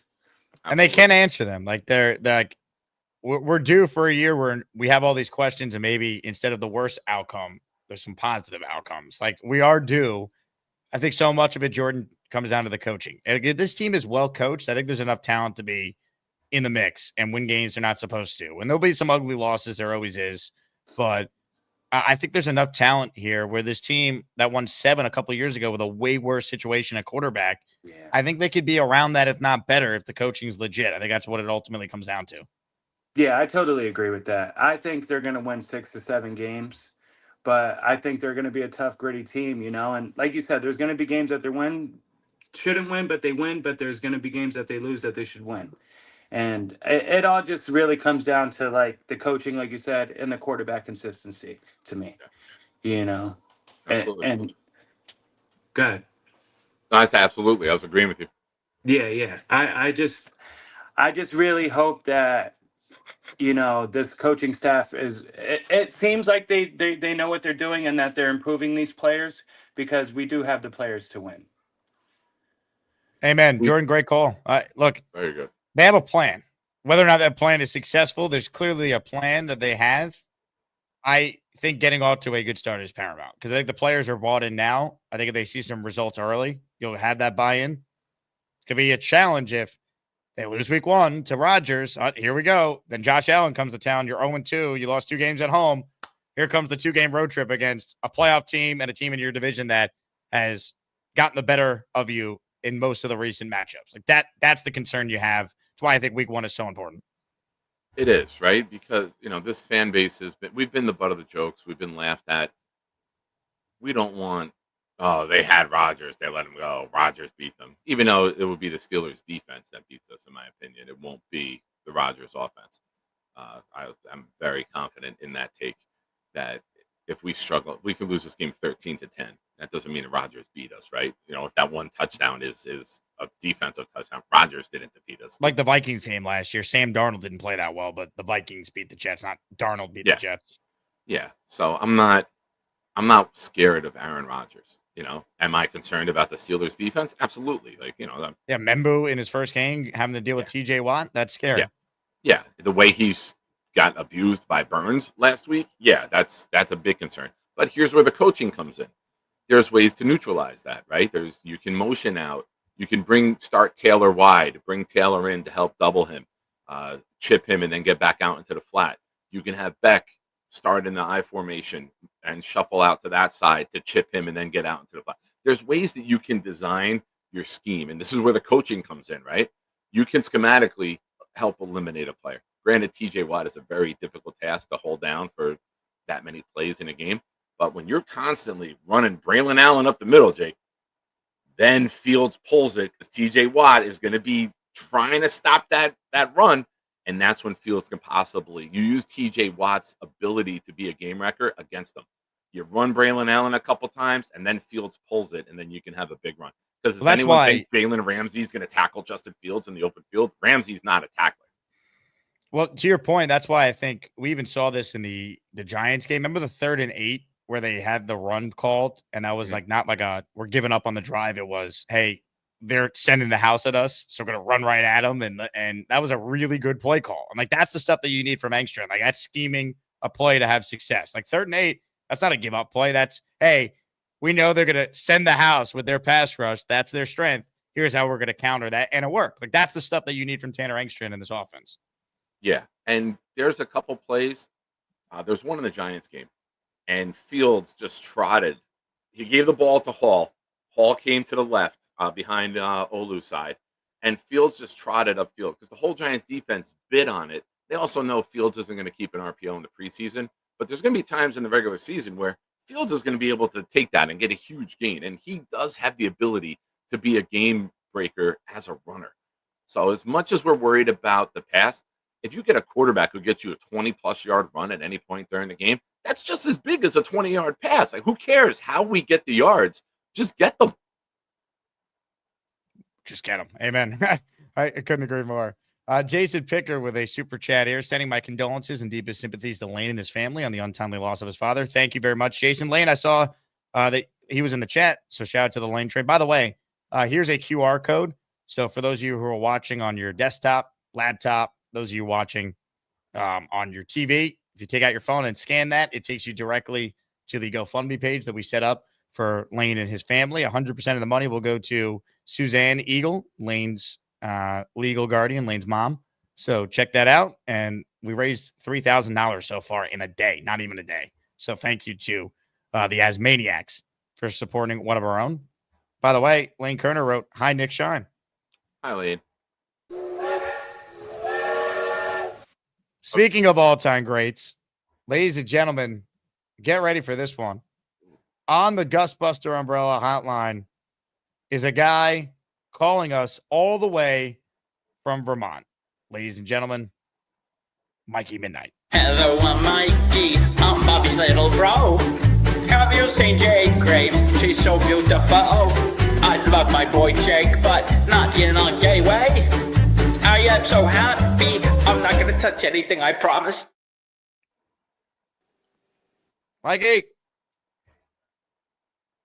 Oh, no, Mikey, unmute your mic. Oh, good point, Mike. Oh, wait, you hear me? Yeah, my whole boy. Yeah. I can't wait to see the Jets beat the crap out of the Carolina Panthers. Hell yeah. They got win. Yeah, so you guys doing good? Yeah, man. Next Tuesday, I have to get my heart pound, what they call it, they do with my heart, because I have the high rate heart. What was it called? You have a high heart rate? Yeah, and then they Regular go heartbeat? and and they go put it in regular on Tuesday. I go staying with my parents' house next Tuesday, not this Tuesday, next Tuesday. All right, well, So good luck, man. I'll be under the sleeping. I don't have to feel anything, so that's good, right? Yeah. So I'm gonna be a lot better too. I'm losing weight. I'm losing my pants. I'm Where are the losing a lot of weight. suspenders? You need the suspenders to keep the pants Yeah. up. I know. And right now I have this pants that fit me. Yeah, so that's a good thing. So and next time your birthday is next October, Bobby said. It's quite a way away. I know you and Bobby are very excited about this. You, Bobby, and Cho are the only three that know when my birthday is. Bobby told me. Yeah, Yeah, Bobby, and next time I still love you, and I ain't a gay way. It could be a gay way sometimes. I'm fine with that. Yeah, we could Very get a good. hug at the game. We could get each other a big hug at the game. Are you ready to dance? It's gonna be 80s music on the DJ playing. Oh yeah, I like 80s. And Jake Asman, I still love you too. I love you too, Mikey. I'm excited for the Jets-Panthers game. Yeah, I think they're gonna win 37-17. Really? Yep. We go smoke everybody. We go beat the Poop Mafia. That's the Buffalo Poop Mafia. What about week one, Mikey? Are we going to beat Aaron Rodgers? Yeah. Let's see. 30-13. 30-30. Oh my God, that would be Wait, one of the great days of my life. If you don't go to FanDuel right now and bet that as the exact score, what are you doing, guys? No, I'm not betting. I can't. I don't want to bet because Not you. Today I'm gonna stay extra hour at work, so hopefully to give me the 4 hours soon. Nice. 4 extra hours. You know what I mean? You're working hard, Mikey. They should give you a raise. I know, but the president's helping me out, and the HR guy. It takes a long time. Jake, Rick. Yeah. Rick Kent, Mikey gets his picks from his cat. Yeah, my cat likes the Detroit Lions, and my cat has a crush on Garrett Wilson. How do you know that? Has a crush on. How do you know your cat has a crush on Garrett? Yeah, and then I'll bring my Source Garner jersey so you could find my jersey for me. Okay. Source Garner. He's gonna have like 6 picks. 6 picks against Aaron Rodgers' boyfriend. He's gonna have 6 picks in one game? Yeah. Wow. That'd be an NFL record. Probably by like I know. That's why I want Revis Island to help him out before that game 1. We want Revis to help him out. That would be pretty cool, right? Well, Mike, you 6 interceptions would be the greatest thing ever, Mike. Yep, that'd be pretty sick. I gotta bring my Vivas jersey with me to Rio because I wanted to sign. Sauce Gardner to sign my jersey so I won't get it dirty. I could get Vivas dirty because he retired. That's Mikey, true, right? You have a lot of hot takes today, Mike. Yeah, I love the passion. 30-13. Yeah, here's my prediction. They shouldn't have got rid of Martinez. Sad. He kicked ass in the second half. I don't know why they got rid of him. What about Brady You know Cook? who's going to pick him up? The Patriots will. I know they will. What do you think about the Patriots? Because they dumb. I hate the Patriots. I can't stand the Patriots. I can't stand Buffalo. Miami, you know what Zach was? His number 2 backup in Miami. My friend told me like that stinky. Now that is a hot take. Damn. Mikey brought it with the takes today. You got rid of him at the right time. I was going to set him up for his Bill Belichick line. Oh yeah, we don't want to go down that. I was asking it as you played the Ricky video. And I was like, that's why Jake's the best. He could sense the grin on my face that something inappropriate was coming. Well, Nick, I have some news for you. You ready for this? What do you got? Ladies and gentlemen, in the chat right now, the Lane Train has made his official prediction. Jets 33, Pitsing 31. Nice. All right. Sign me up for that. All right. Anything that has the Jets scoring more than Pittsburgh, I'm in favor of. But Mikey and Lane are confident. I like that. Ladies and gentlemen, Beastbreaker writes in, I am the sexiest man alive, especially with attitude and modeling all Jake's shirts. I am a man's man and a role model. Nick, do you think Beastbreaker is a role model? Would you tell your 2 children to be like Beast? Yes, that's the goal of the Shine family. Me and their mom don't agree on much, but I've showed her video, and that's the goal that we have. Sophia's growing her hair out to have the mohawk. We're going to get that ready for her as she enters high school this year. Nobody gives a shit. Fantastic. Love to hear that.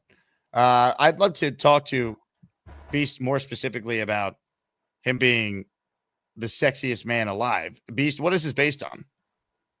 You look at my numbers now. I'm looking fit, looking in shape. After what you just saw this morning, that's a prime example. I've already looked good. I'm fit. I'm lean. I'm mean. I'm hungry. And Time Magazine. You are hungry. That we know. Time Magazine, Sports Illustrated.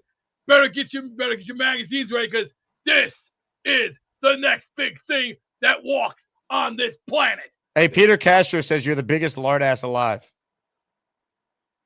Peter Castro just texted me, when you say you're lean, you have to lean on the wall after walking a few feet because you get tired.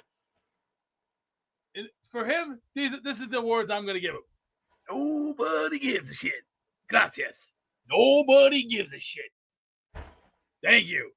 Now, let's go on to some other call. Oh, and to Lane, good luck. You're going to need it, kid. Thumbs up.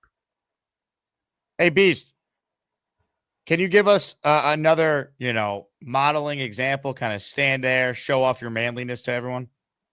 Now, does anybody want the brand new and improved? If you want to get them now while they're hot, everybody, come and get your Beast Breaker t-shirt right now in the Jake Asman store. And you know what time it is. 50 to 20% off on all the good shirts. We got this. We got the big fella. We also got the Jake shirt. We also got the little Joey shirt. We also got everything you need to see. We even got those custom kicks that Jake got. All this and more at the JakeAsmanStore.com. Remember, folks, 15 to 20% off on everything you need to see. So if you want it, go to the Jake Asman store or go to JakeAsman.com.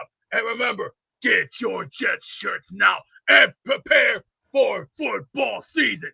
We want to see you there.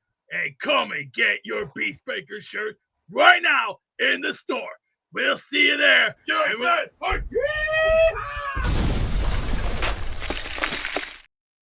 Now he's coming up with these sales on items that aren't on sale, and I don't have Beats Custom Apparel Beast in my store. You got to go to beatscustom.com if you want to. You got to give him live reads if he's going to be your commercial guy. I will say that shirt is sick. It's pretty awesome. It is. I need to know what box spring he has, because the fact that bed hasn't collapsed in real life yet, and that would be the greatest thing ever, that one day it just gives on one of his jumps. I'm still waiting for that moment.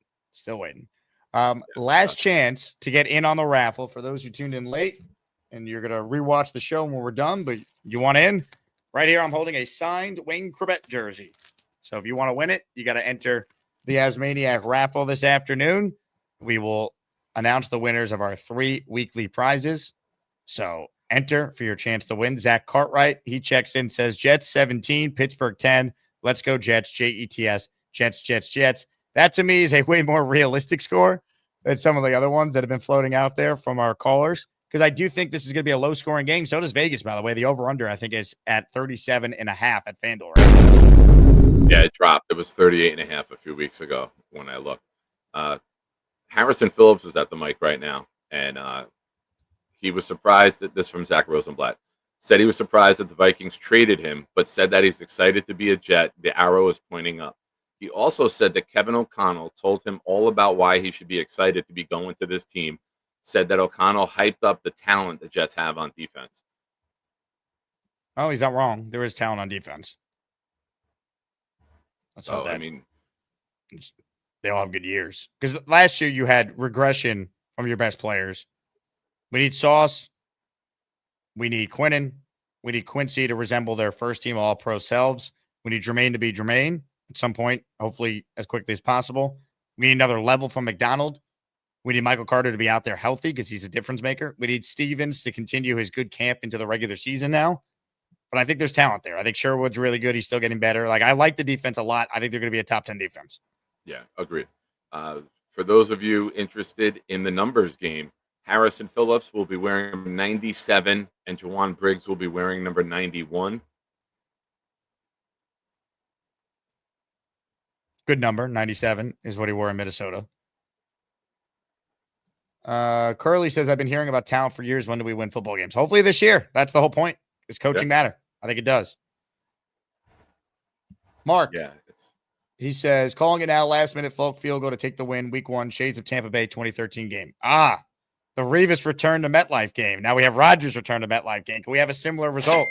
Nick Folk won that game too, by the way. I'll take it. I don't care how we win. I don't care if it's a safety. I don't care if it's a fake punt. I don't care. Win the damn game. Win the damn game is right. Mike D's Nuts says that's a big-ass shirt and reference the Beast. It is. That's got more X's on it than a board where you're putting all your defensive players. There's a lot of X's on that shirt. Ladies and gentlemen, I was about to get set for our last call and do a raffle, and then John checked in and said, hey, I got $100 super chat, baby. 22 raffle entries from John at the literal buzzer. Now, give me money. Or I shoot him. And I shoot all you motherfuckers. And then we take it. Your choice, bitches. John, thank you. Good luck, my friend. You have great chances to win not just this Corbett jersey, but this afternoon as well. What are your thoughts on a possible move for Detroit quarterback Hendon Hooker, who they seem to be floating in trades? I think if the Jets could get him, if they like him, they'd be interested. If they don't even inquire, it tells you that Tanner Engstrand doesn't think he's that much better than what they currently have, or someone else said maybe he's available. Agreed. Somebody I would keep an eye on is Tyler Huntley, who the Browns cut yesterday. It's similar to Fields and Tyrod in terms of being a mobile quarterback. I'm a big proponent of, I want everyone in my quarterback room to be similar skill sets. That way you can teach the game and prepare the game the right way, where if someone has to go in, you're not going from a Justin Fields to a Joe Flacco. You don't have to change the entire game plan mid-game where it would be fluid all the way through. So that's a guy that I would keep an eye on. He does have starting experience and wouldn't be bad for a QB3. Hendon Hooker, I don't see the appeal of him, though. Like, he's been mentioned by Jet fans for a while. I've never been that impressed. Yeah, I'm not big on him. I know the big fella might be with his Tennessee background, but yeah, I would go more with Huntley than Hooker. It just feels like we spend so much time talking about these like fringe back or quarterback options, and the reality is if any of them have to play, like, we're screwed anyway. So I don't get that wrapped up in it. Yeah, it's the season's off the rails big time. Like I said, we'll be calling Tom C to talk about the draft quarterbacks if we ever have to play QB3. John followed up by saying, I think he's more of a fit behind Fields and Tyrod than Cook. And it would be if he played for Engstrand in Detroit. Yeah, I mean, 100% he would know at least a lot of the principles of the offense. But yeah, I think this offense is going to be a lot different than the Lions offense because Fields is a completely different type of quarterback than Jared Goff. They're not even close. Yeah. There's going to be some principles that are similar. For sure. And the passing attack and the schemes and the verbiage will probably be the same. But Goff is a pocket passer, and that was the demise of Detroit last year. For as good as they were all season, Washington just kept sending everyone at him in the playoff game, and he just couldn't do anything. Ladies and gentlemen, we have time for one last call. But we got to make it quick because I got to get to ESPN to get ready for the radio show today. But a great one will close us out. Chef Kev, you're the closer. What's up, Kev? Hey, Jake, Nick, how you guys doing? Live from the beach. How about that? Vacation, Chef Kev. Hey, man. We're out here in Cancun, man. This is the family vacay at the end of August. We come here, gotta chill out, mellow out, man. Let me see if I can give y'all a little something. We're right on the beach. Nice. We got the pool first, then the pool's beach. empty. Nobody's there. Nah, no one's here, man. Because in Mexico, they're already back to school. So this is like the perfect time for us to come where there's literally like nobody here. The only thing that's really like a bummer is that sargassum stuff, like that seaweed. But for the most part, this area, like the people who upkeep the whole area, they do, a good job of kind of like raking all the stuff out. But it's a good chill time, man. I really, don't really have too much to complain, man. It's just, super easy for us to get here right before the start of school. My wife's birthday is September 6th, so that's there. We got the football season, so it's kind of like a time for us to unwind and get right. But I know, Jake, you got to run, so I'll just make this quick. RIP to Lane Train's dad, man. I just found out today. I just saw and heard. So, my condolences to the Lane Train's family. And about this trading stuff, like, I'm pretty surprised, man, like, about this, because normally we're like sellers. Like during the regular season, like we're just kind of like, all right, the season went to crap, so we're just kind of like, all right, who do we have that really isn't gonna like, be here the following year where we can get some late round picks or whatever. So doing this is like pretty cool. Obviously, Nick wasn't a trade, but getting Foles, knowing that, hey, we got to address the kicker room, and they weren't happy with what they saw. Yeah, it eats up a little bit of money, but to get somebody that's going to be somebody where it's like a true asset in that kicking department, knowing that we're not going to be like JD last year and wait till week 12 to kind of like get somebody in the room. So seeing this is like pretty good. It's like a sense of urgency that I like with the front office. And then it's like linebacker depth. Like, to be honest, I haven't looked at the roster, but I kind of know like Marcelino and Zaire Barnes. Like, I don't know if those guys are on the fringe of making the team or not, but who else is like really there that could be really impactful to help us out in that linebacker department? So it's kind of like maybe somewhere along there where we can kind of pick somebody up for cheap as a linebacker, a veteran, to kind of help out just in case if somebody was to go down. And then it's like wide receiver, tight end, QB, like, those are kind of areas that I would like to see improve. But if not, it's all good, man, because my expectation coming in was just that it was going to be kind of like a evaluation kind of season to see where we're at, evaluate the inherited roster, and then, kind of make moves in this coming off season. So, kind of seeing all this stuff out is like, I guess, kind of good. I'm liking this, where it's kind of like where they're pushing to be aggressive. They want to win games and all that, where they're just not taking it like a lackluster kind of like, whatever. Like, they're really trying to play and ball out, which, I could really appreciate. So seeing this stuff, man, I'm really, really feeling it. And then just so I can get out of here, because I know you guys got to go, Beast, man, I turned on, I saw Beast tackling a pillow onto his bed, and like him using his shoulder and then rapping. I know jokes, man, but you're a coach just like me, man. Like, what he did, maybe he could have got a little lower in his stance. He was, went up a little too high, but if he got a little bit lower, I thought that was perfect one-on-one form tackling, Nick. What do you think, man? It was good technique. Now, as a football coach, I have to ask you this. How do you plan family vacation during football season? What is that all about, man? I don't. This is. I love you, Kev. You're my boy. But as a coach, this is Pop Warner season. How do you take vacation during Pop Warner season, my guy?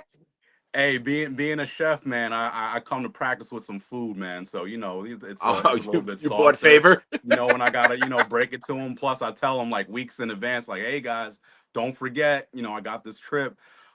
We did miss our scrimmage against North Bergen, which we whooped them up. So I was happy to see that. The coaches sent me the film for the games for all the teams that we had. So it was pretty good. But the only thing I'm pretty pissed about, I just saw that. Where we scheduled a game on Sunday against the Cowboys and the Jets, and I'm doing something with BG that day. So that's going to be something else I'm going to miss. But, we'll cross that bridge when it comes. But, right now, man, I'm just trying to enjoy this. You're right, Sean, man. It was a, little I had to call you out, man. With the coaches and all that. But, game respect game, coach respect coach. Exactly, I got to ask. Exactly. I appreciate y'all. Jake, thanks for everything, man. Kev, enjoy your vacation, man. Always good to hear from you. Appreciate you. Tremendous tackling by Beasto. I agree. I even said that. Chef Kev's got to bring that film to the film session with the team and show them that'll.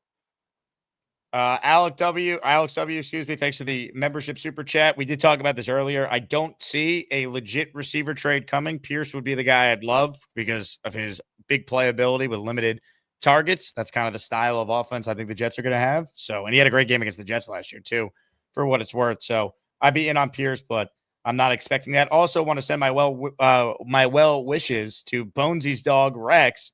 Bonesy wrote in, he's not doing good. Nick, your prediction could come true. I got him at work with me because he needs 24-hour attention. What was your prediction on? No, it wasn't a prediction. And first of all, Bonesy, nothing but love to you and the family. I did joke at the end of last season. Bonesy was on the show one night, and I said that, Bonesy, two things happened. Bonesy got his dog, Rex, right after our last playoff win. And me and the kid's mom had split up 2 days after the loss to Pittsburgh. And I was like, Bonesy, if we're going to change the whole energy of the team, maybe I have to get back together with the kid's mom and you have to sacrifice Rex. Wow. So, well, I will say, Bonesy, I am not going to hold up my end of the bargain. But, I got nothing but love for you, buddy. And that was just a joke. And I'm sorry that you guys are going through this. Hey, if you show up to Alden Shoe Store, you'll see Bonesy's dog Rex there as well. So you get to do a meet and greet with not just Bonesy now, but Rex Bonesy. How about that? Named after Rex Ryan. Love it. It wasn't a serious comment. I'm sorry, guys. Nick, it's time to spin the wheel champions. Are you ready? Let's do it. Here we go. It's time to announce the winners of the weekly Asmaniac raffle. Let's spin the Jake Asman Show Wheel of Champions and find out which Asmaniac is winning an epic prize. Good luck to everyone that entered. If you don't win in this raffle here, you're in automatically for the weekly raffle this afternoon, where we got 3 awesome prizes. So good luck to everyone in advance in that one. But right now, let's give away a signed Wayne Chrebet jersey. If you win, you have to email me your name and address so I know where to send it to. Again, good luck to all, and thank you to everyone who supports these things. Otherwise, we wouldn't be able to do it. The winner of a signed Chrebet jersey is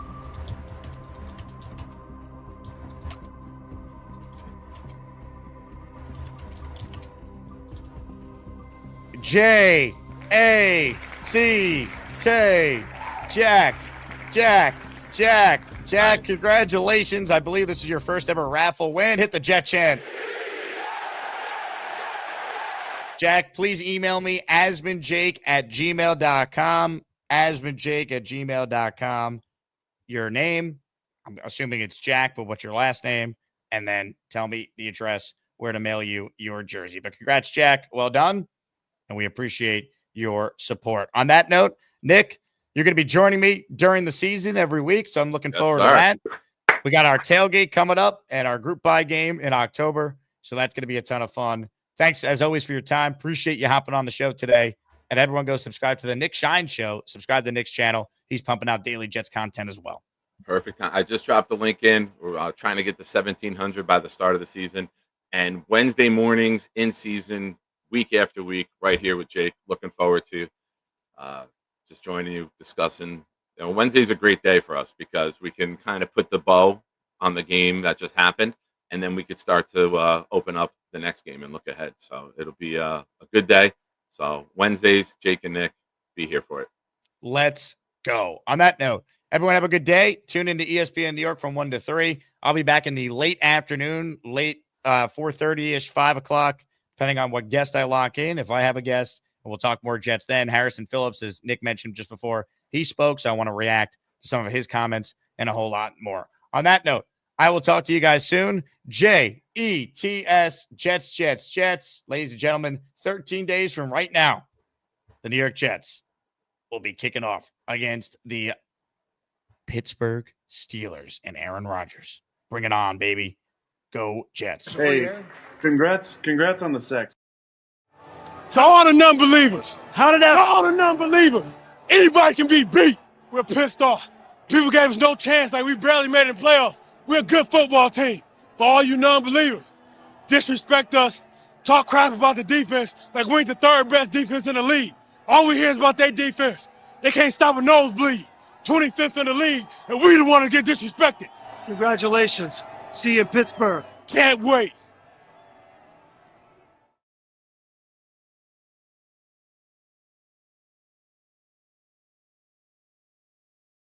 Hey, here's the deal. Just got no chance unless you click on that like button. And you gotta make sure you subscribe to the Jake Asman Show. You don't, you can get the f*** out. Now let's go, Asmaniacs. We're built for this shit.